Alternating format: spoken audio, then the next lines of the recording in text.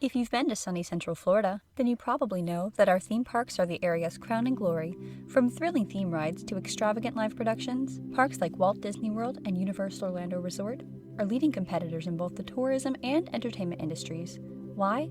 Above all else, these parks strive to create an entirely immersive experience for guests.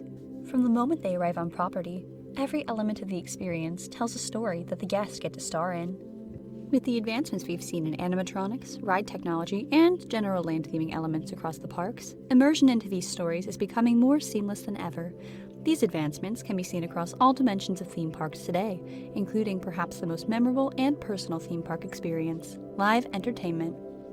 By now, atmosphere characters and live productions are something almost synonymous with names like Disney and Universal. Getting to see some of our favorite characters brought to life right before our eyes can be a truly magical and unforgettable experience.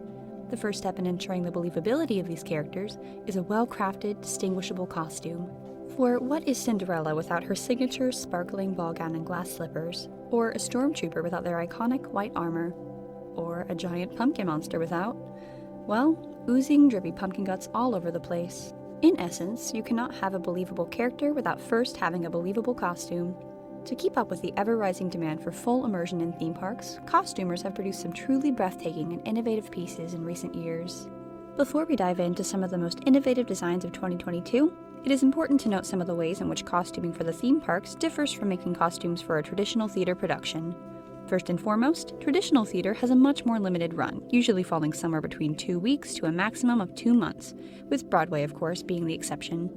Theme park costumers have to plan around a production which could last anywhere from a few months to over 10 years.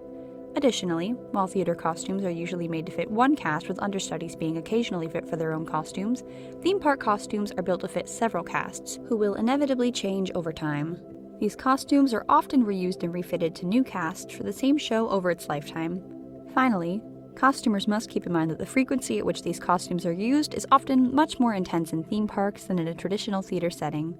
For example, The Voyage of the Little Mermaid at Hollywood Studios used to run every 30 minutes during park operating hours. Several costume pieces were attached to the scenery, which means that these pieces would have to go through the wear and tear of roughly 15 to 25 shows a day. An attraction with animatronic costumes will run continuously all day, with repetitive motions causing wear and tear to happen at a rapid rate. In comparison to traditional theater shows, which max out at 2 shows per day, theme park costumes see a lot more use and by proxy need to be built and taken care of accordingly. Proper maintenance and upkeep of costumes is just as pivotal to the believability of a character as the costume design itself. With all that said, it's time to take a look at one set of theme park costumes that were incredibly innovative and truly embodied their character concepts. Every spring, Universal Studios celebrates Mardi Gras, putting on the biggest party outside of New Orleans itself. This seasonal event features various traditional foods from Louisiana, a whole lot of jazz, and of course a sparkling, lively parade each night. In the wake of the pandemic, Universal's Mardi Gras had to end its run early in 2020. It would not make an official return until February 4th of 2022. However, this nearly 2-year-long gap allowed for extra time and attention to detail to be spent planning the next parade. Blake Braswell, who spent many years with Universal Creative, had always wanted to incorporate themes of sci-fi and outer space into the event. In the year 2022, this would finally happen.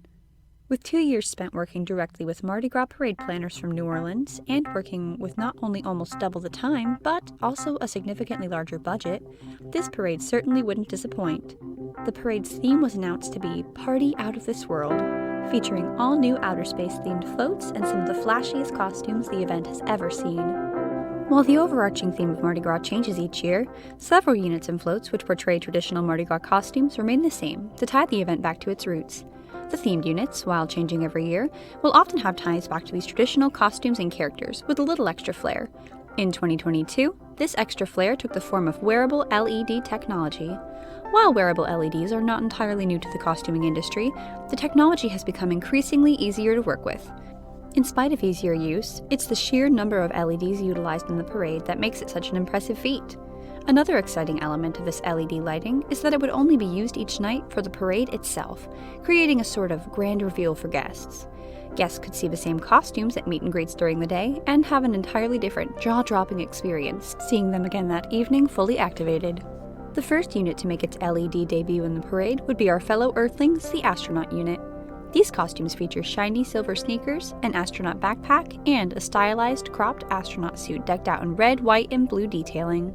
Of course, these costumes wouldn't be complete without a signature astronaut helmet. During the parade, LED lights would be turned on in the shoes and in the helmet to really bring these stylish space travelers to life. The light-up sneakers in this costume are those typically worn for shuffling, a type of dance which is very popular at festivals and parties. In this way, the LED effects in the costume tied together images of shiny, chromatic outer space and the electric vibes of a party. Going from shiny and futuristic to a more retro sci-fi feel, up next is the Martian Unit. Several costumes in this parade appear to have been inspired by the space race era and a 1960s interpretation of the future. The Martian Unit very visibly took inspiration from this era and can be viewed as a 2022 interpretation of the fashion of that time period. The Martian costumes featured a crop top with shoulder pads, a rounded alien helmet, and exaggerated flared pants to give the illusion of alien legs and feet. The fabric of this look is done in pink and purple psychedelic print and is tied together with bright yellow accents, including suspender-like attachments in the top half of the costume. At night, when it's time for parade, the bright yellow suspenders and alien helmet light up, creating a bright array of colors. During daylight meet and greets, these Martians would also appear wearing funky alien eye sunglasses, which disappear at parade time to reveal similarly flamboyant makeup underneath, which matches the costume.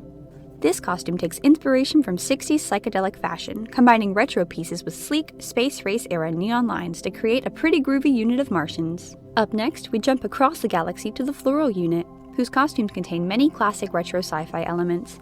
Featuring a shiny, holographic raincoat to keep dry while watering their plants, these costumes also include shiny silver undergarments and go-go boots. During the parade, the shiny silver bra and waistband light up in a plethora of colors underneath the raincoat, fading in and out of each color of the rainbow to appear almost bioluminescent in combination with the holographic materials of the coat. The stilt costumes for this unit are almost entirely different, featuring a shiny silver top and bottoms, a dome hat resembling a stack of bubbles, and a matching iridescent shoulder piece and bustle. These pieces, which light up and similarly change colors during the parade, were designed to resemble flower petals. The Floral Unit costumes look truly otherworldly and built storytelling into their very design. Drawing from a different realm of inspiration, our next group of costumes have a much more industrial focus. The Cyborg Unit donned golden metallic costume pieces from head to toe with a skin-tight machinery-printed top and bottom underneath. The Cyborgs also wore goggles and angular helmets on their heads, topped with little antennas. For parades, the Cyborg Unit would power up, activating lights in their antennas and goggles which flashed and danced as though their gear was actually moving and working.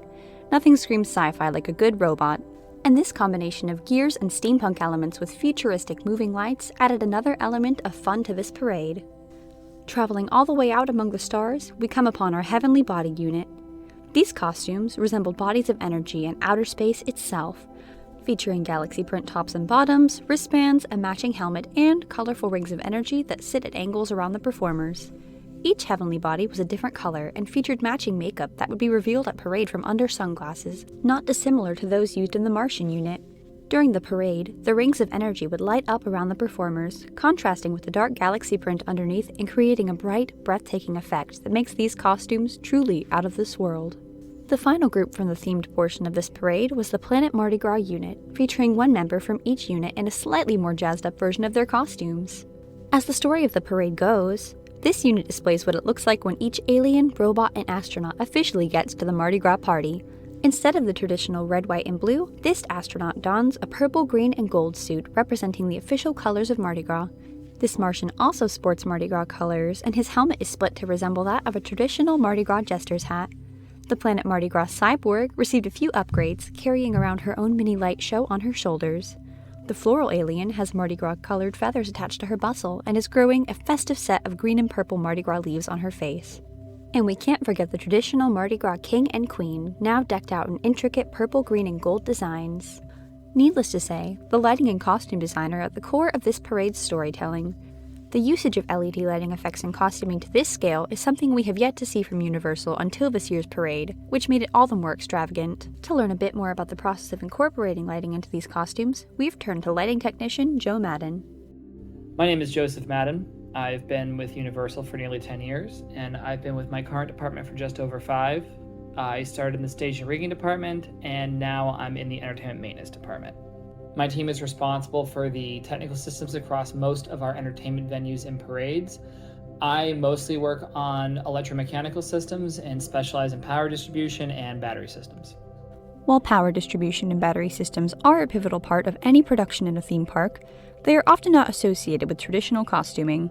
The unique construction of costumes with built-in lighting, however, called for a collaboration between departments. Safely creating wearable battery systems was a very important part of the implementation of LED lighting into the Mardi Gras costumes this year. In addition to working on Mardi Gras pieces this year, Joseph regularly works on a variety of different projects around Universal. Currently, one of my primary responsibilities is to enhance our float power systems to increase operational flexibility, serviceability, and the overall efficiency of the whole battery system.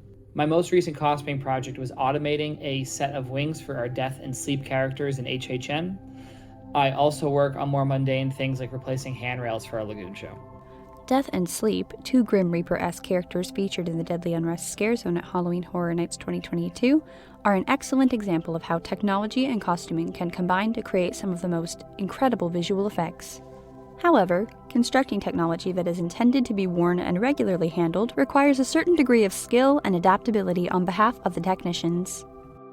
Working with costume elements presents a unique set of challenges. Ensuring safety of the performer and those around them is critical and becomes more complicated when someone is literally wearing the thing you are building. It is also a challenge because worn devices have to be lighter than normal builds, while also being more durable. Across all our venues, we have found that any device with direct human interaction takes more servicing than elements no one ever touches.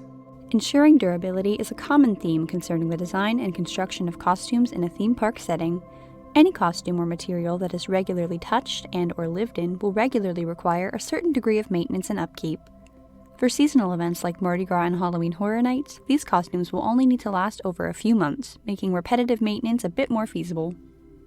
Speaking of seasonal events, Universal's innovation does not stop with their Mardi Gras parade this year. At Halloween Horror Nights 2022, we saw some of the most inventive and incredibly immersive costumes yet. Unless you are a longtime fan or theme park enthusiast, intricate costumes may not be the first thing you think of when you hear the words Halloween Horror Nights. However, it takes much more than a well-placed jump scare to create the environment guests step into when they enter this Halloween event. Character building and costume design at Halloween Horror Nights are truly something to behold, and this year was no exception. In the year 2021, the house Wicked Growth made its debut at the event. The house featured a variety of classic Halloween creatures, including skeletons, witches, and of course, pumpkins. The story of the house centered around the summoning of a terrifying creature known as the Pumpkin Lord. Both this house and the giant creature in question grew in popularity with guests, eventually becoming such a sensation that the event decided to bring the Pumpkin Lord back as the face of the event in the year 2022. Visually, the Pumpkin Lord's visage is awe-inspiring to behold. The costume design features a giant, gloopy creature made almost entirely out of pumpkin guts, save for his large horns and arms, which are made from pumpkin stems. Perhaps the most notable part of the costume, his body is a giant pumpkin. Blending these pieces together took an impressive combination of costuming, set design, and of course, prosthetic work. Even more interesting to consider is the attention to detail needed in a dimly lit house, versus as a captivating show moment for guests in the street. The same character can have two incredibly different costumes and dressing processes depending on the purpose and location of the character. But the Pumpkin Lord wasn't the only innovative costume to behold this year. Just around the corner, in Nettlewood Cemetery, some of the most beautiful and intricate costumes were brought to life. Not literally, of course, as the Scare Zone Deadly Unrest was home to a variety of undead creatures, including ghosts, specters, gargoyles, and reapers. While all of these costumes were intricately constructed and filled the zone with an array of some creepy yet tragically beautiful characters, a few costume designs in particular are worth noting for their unique construction. The Reapers in Deadly Unrest, Death and Sleep towered over guests on platforms amongst the graves, their undead visage already enough to unsettle guests passing through. What truly brings believability to these characters, however, are the opening and retractable wings on their back. Seeing the wings on this costume move appearingly entirely on their own makes the experience of being in a graveyard that has come to life all the more believable. The character Death had multiple triggers, including one to activate the surrounding sound effects and voiceover for the small show moment. The other trigger, located on the actor's shoulder, would activate the movement of the character's wings. Similarly to the combination of effects used to create the illusion of the Pumpkin Lord's costume, Death's visual effects took a combination of sound design, costuming, and wearable tech. Using methods not dissimilar from those used to make moving wings in cosplay, the finished product ends up being something extraordinary. The technology incorporated into this costume to make this possible is the first of its kind that we have seen at Halloween Horror Nights, and it takes the character from being statuesque and intimidating to all the more believable as a living, moving thing. In a similar vein of believability, one costume in the zone features a ghostly figure wearing a black cloak. At first glance, this costume appears similar to some of the other specters roaming around. However, were the figure to turn towards you, you would see an entirely decomposed skeletal face illuminated by an unseen ghostly glow. Similarly to what we have seen with the costumes in Mardi Gras, lights were built into the construction of the character's costume in order to create the illusion of ghostly illumination. All of these tricks and cleverly constructed costumes only lend to the zone's ethereal yet deadly atmosphere. Attention to detail can mean the difference between a character simply existing in the space or truly adding to the immersion of the experience. This same dedication and attention to detail lends itself not only to live entertainment, but also to the believability of many animatronics in theme parks as well. Similarly to how there are differences in costuming for the theme parks versus in theater, costuming for animatronics offers its own unique set of challenges. Often overlooked, animatronic costumes are not nearly as simple as the costumes used on live performers. Animatronics are often in hard-to-reach places, and the costumers have to adapt accordingly in order to dress them. For example, take a look at our model here. All animatronics need to be connected to a larger power source or some sort of support system. Many times, this will be at the base of a standing figure. This means the feet cannot be lifted from the ground. Think about how you put on a pair of pants. Typically, you would lift one leg and place it in the leg hole, then repeat the process with the other leg. But what do you do when your model can't lift his legs? The answer is, you create openings that close behind the leg where your audience can't see them. If you pay attention closely enough, you can spot some of these hidden openings on figures that spin around or turn, such as the children on the carousels in It's a Small World. Now let's take a look back at our model. If our animatronic figure is going to wave hello at the audience all day, then the area where the elbow is bent will receive the most stress. All the extra fabric bunched up inside their elbow will rub against itself and create holes very quickly. The solution to this is to remove the excess fabric in the pattern. The end result is a costume with a sleeve in a permanent bent position. For a robot with limited movement, this is not an issue the way it would be for a performer. In recent years, animatronics have made great strides in realism and have broadened their range of movement immensely. Examples of these improvements can be seen in the Flying Spider-Man animatronic at Avengers Campus in Disneyland, or from the Shaman from Na'vi River Journey located in Pandora here at Disney's Animal Kingdom. The Na'vi Shaman has such a large range of movement that the costume makers had to come up with an entirely different way of patterning her costumes to fit and keep up with her full range of motion. Not to mention, the shaman's costume is not limited to the clothes she wears. A large majority of the animatronic skin is actually considered to be part of her costume. In fact, most non-human animatronic figures' skin and or fur is actually considered to be part of their costume. This hyper-realistic blend of technology and costuming was accomplished with recent advancements in computer-aided drafting, which created the pattern for the shaman's costume. These advancements result in a finished product that is almost indistinguishable as an animatronic. Seamless immersion and realism make the stories of these attractions and their corresponding animatronic characters just that more believable. In recent years, people have expected even more immersion and attention to detail from theme parks in every respect, and costumers have stepped up to the plate to match this demand. The shift in costuming style and quality can actually largely be attributed to the industry shakeup that occurred as a result of the pandemic. With many people losing their jobs, most sought to find work elsewhere, resulting in a few changes. This departure from theme parks highlighted how much theme park costumers were grossly underpaid in comparison to external costuming companies. While many workers chose not to return, the ones who did go back to the parks are still continuing to fight for higher wages. Negotiations between Disney and unions like IATSE Local 631, the Union for Theatrical Technicians, are taking place currently in November of 2022. The current goal of these negotiations are to ensure costuming wages are at the very least equal to those of entertainment technicians. The second notable change as a result of the pandemic is a fresh wave of not only costumers but also leadership members joining the workforce. With so many individuals not returning to the parks after being let go, many new and younger costume specialists were brought in to join the team. This change in leadership and wave of new costuming specialists has led to dramatic changes in how design and production are done in theme parks. This has left room for a lot of growth and for fresh ideas to flow. Over the past year, theme park costumers have put out some truly phenomenal and game-changing work that begs the question, What's next? At the end of the day, costumes are a pivotal part of both immersion and storytelling. Without costumes, there simply is no story to tell. Looking back at 2022, seeing how far theme park costume designs have come sparks curiosity and excitement for the future of the industry and the stories they will continue to tell.